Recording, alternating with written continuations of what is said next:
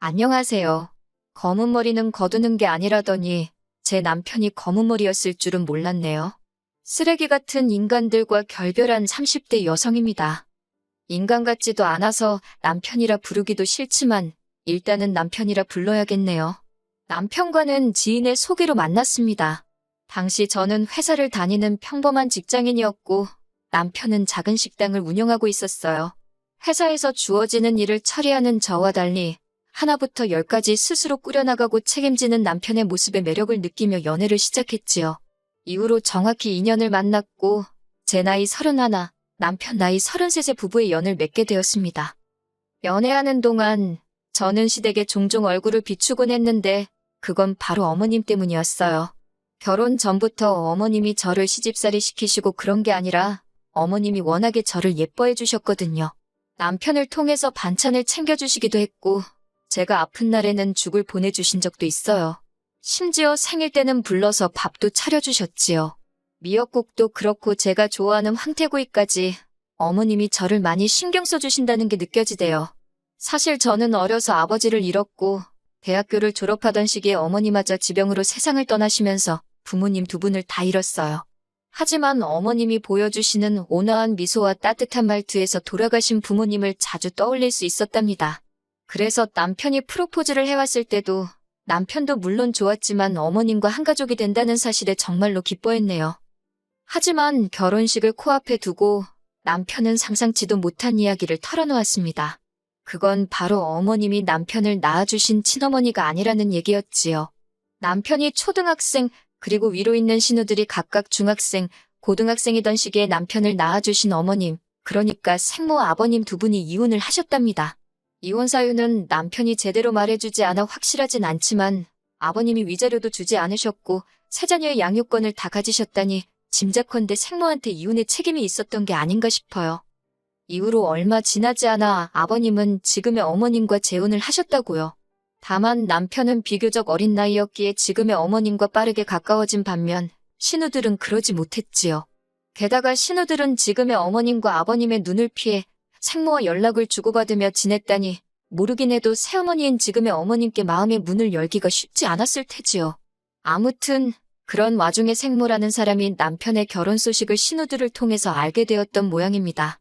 그런데 축 하나 해주고 말면 될 것을 자기가 혼주석에 앉고 싶다고 했다더군요. 신우들은 어떻게 하면 좋겠냐며 상의를 한답시고 남편에게 생모의 소식을 전한 거고요. 전 솔직히 생모도 너무한다 싶었지만 신우들도 이해가 되질 않았어요. 신우들이야 어땠을지 몰라도 하나뿐인 아들인 제 남편에게는 한 번 소식도 전한 적 없다면서 이제 와서 갑자기 웬 혼주 타령이신지 남편이 저더러 어떻게 하는 게 좋겠냐 하길래 저는 그건 아닌 것 같다고 딱 잘라 말했습니다. 20년 가까이 키워주신 어머님을 두고 뜬금없이 생모랍시고 혼주석에 앉히는 거 사람이면 그렇게 하면 못 쓴다고 그럼에도 불구하고 당신이 그렇게 하겠다고 하면 무척 실망스러울 것 같다고 했지요. 그리고 결혼식을 딱 3일 앞두고 있던 날이었어요. 큰 신우가 잠깐 만날 수 있겠냐며 연락을 해왔지요. 짐작이 가는 바가 있었으니 피하지 않고 나갔습니다.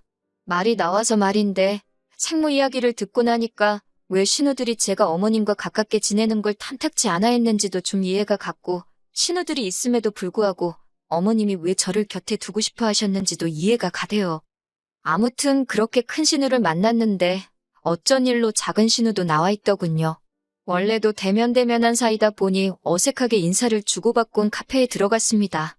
이내 자리를 잡고 앉기가 무섭게 저더러 자기 동생과 상의는 잘 해봤냐며 본론으로 들어가더군요. 상의라니 뭐에 대해서 말이냐니까 자기들 엄마라고 표현하더군요. 엄마가 혼주석에 앉고 싶어 한다고 자식이 셋인데 둘은 이미 결혼을 했고 당신에게는 마지막 기회 아니냐며 속상해하셨다나요. 뭐 솔직히 무슨 사정이 있었는지 모르겠지만 자식 셋을 두고 나갈 땐 언제고 이제 와서 그러시나 싶어 별로 공감은 안 됐지만요. 그렇다고 제가 단도직입적으로 말하기는 입장이 그래서 그럼 지금 어머님이 서운해하지 않으시겠냐. 저는 지금 어머님이 혼주석에 앉으시는 게 도리에 맞는 것 같다고 애둘러서 거절했어요. 이 정도면 알아들었겠지 싶어서요. 그리고 다행히 신우들도 못마땅한 표정을 짓기는 했지만 제가 워낙 완고해 보였는지 더 강요는 하지 않았지요. 그렇게 결혼식 당일이었습니다. 미리 말씀드리지만 저희 어머님 아버님 두 분은 사이가 정말 좋으세요. 그날도 주인공은 저와 남편 두 사람이었지만 두 분이 주인공이라 말해도 될 만큼 멋지고 아름다우셨지요.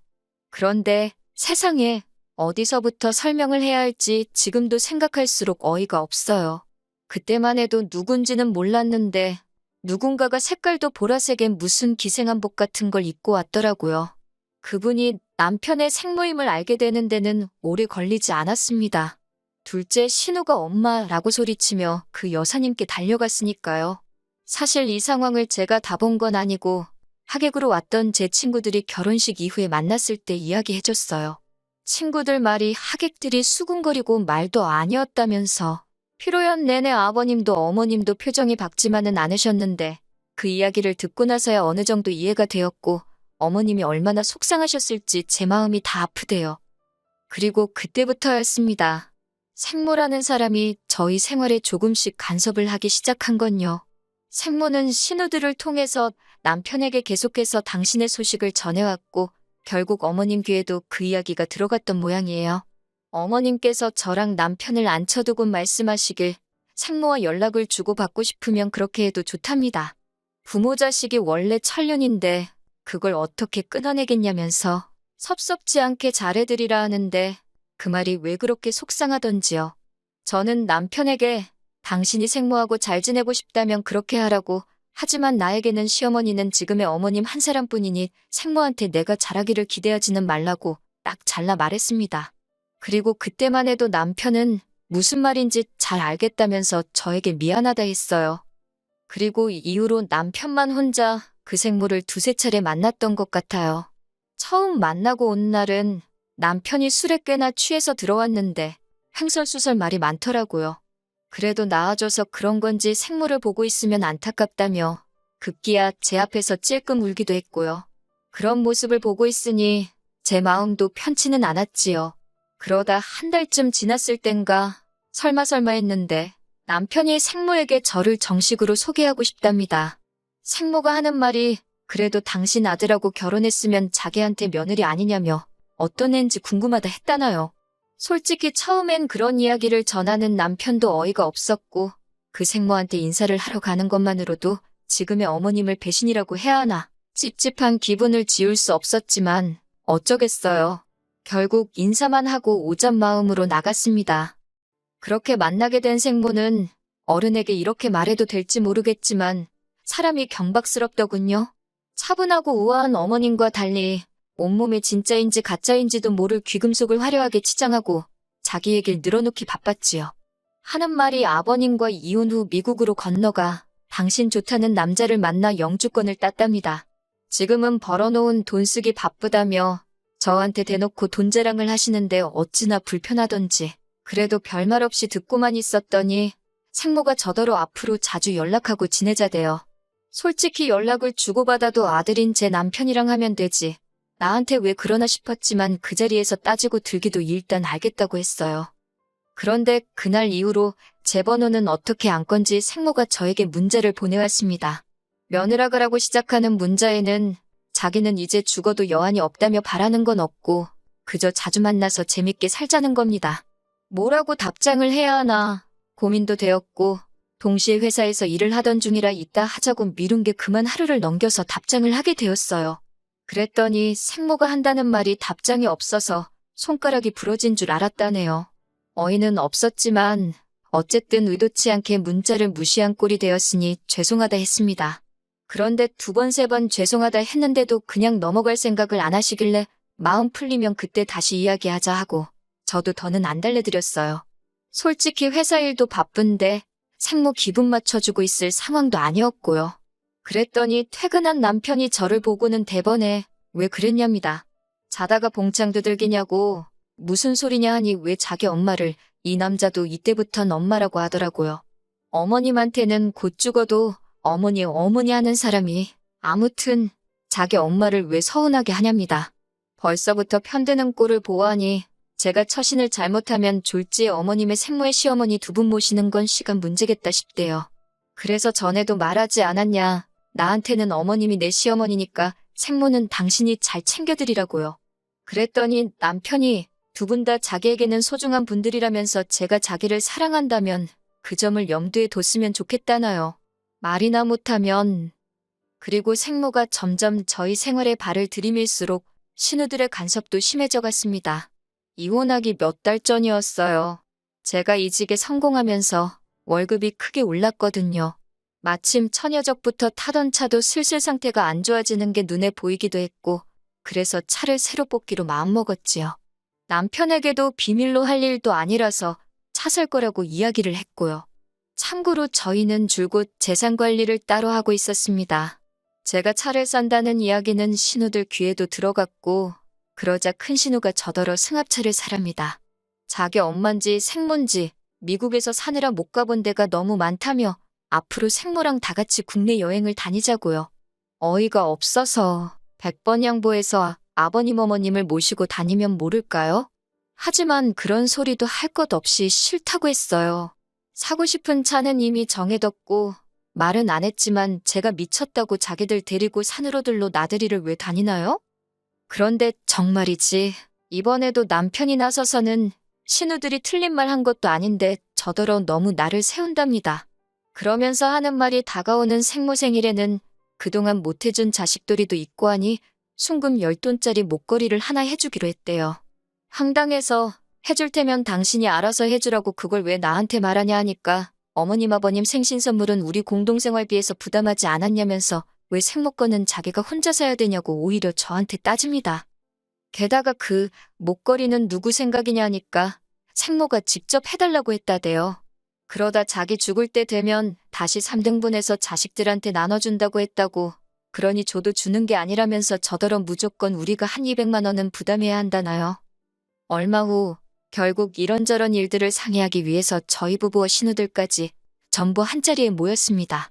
신우들이 벼르고 왔는지 급하게 먼저 말문을 열었어요.